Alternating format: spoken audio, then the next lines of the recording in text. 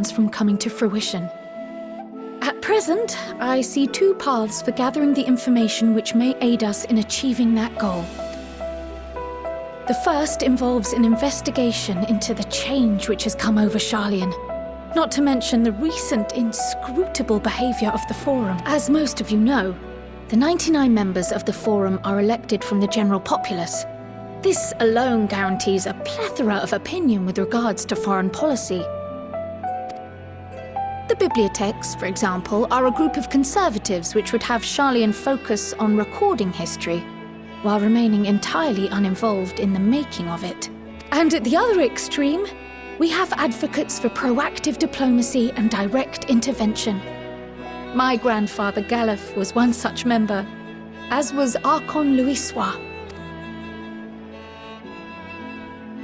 Yet despite our diverse factions and philosophies, the recent vote to deny Eorzea's request for assistance was unanimous. Even more concerning was the fact that many cited other, more pressing duties as justification for their recalcitrance. Fortuno's refusal in Gridania had those same undertones.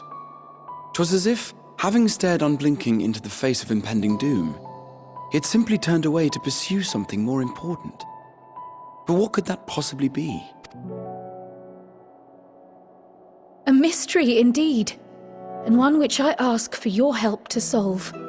Our future may depend on it.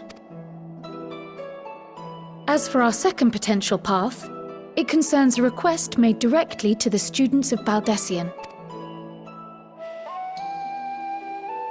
Our organization was founded primarily to study strange and unexplained phenomena the world over. Mysterious relics and ruins, arcane disturbances, and so forth. Compared to our more isolationist Sharlayan colleagues, we have strong connections overseas, namely with scholars and academics who share our passion for the unknown.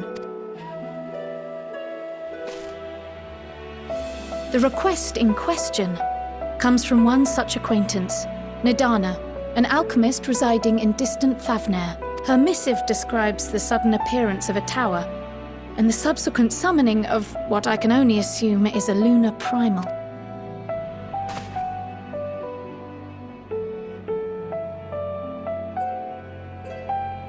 In response to this threat, the satrap of Radzat-Han, the individual who governs the city-state, has instructed the alchemists to find a means to deal with the spire.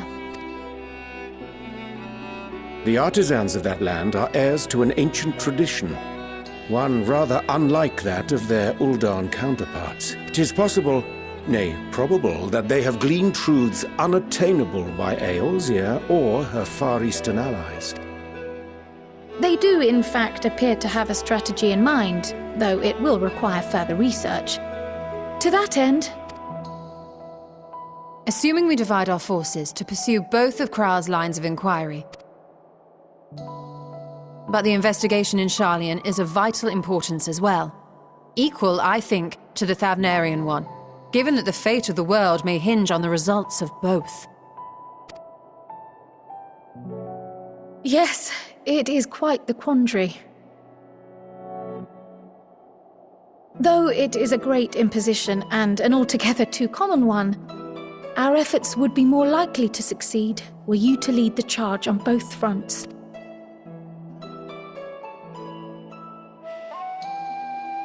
You are indeed our champion. As to which task to tackle first, we will defer to your decision. Let us next decide how everyone else might best be assigned. As for myself, I shall continue what I've begun in Sharlayan. I should also like to steal the services of an Archon or two. And thereby gain access to a greater range of reading material. I will help with that. Allow me to offer my assistance. I have some small amount of experience in the field of research.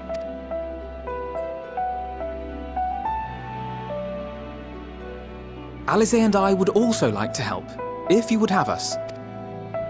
Anything to understand even a fraction of what our father and the Forum might be thinking. Of course, the more the merrier. Right. The rest of us will make the journey to Thavnair. Thoughts? objections.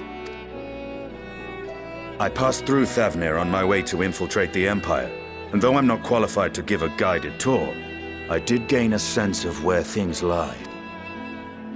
I'll be happy to have you along then. So for this group, it will be you, me, and Urianger. Give me a moment afterwards, and I'll supply you with all the details of Nadana's request. Consider this hall our rendezvous point once our respective tasks are complete. May our investigations prove fruitful.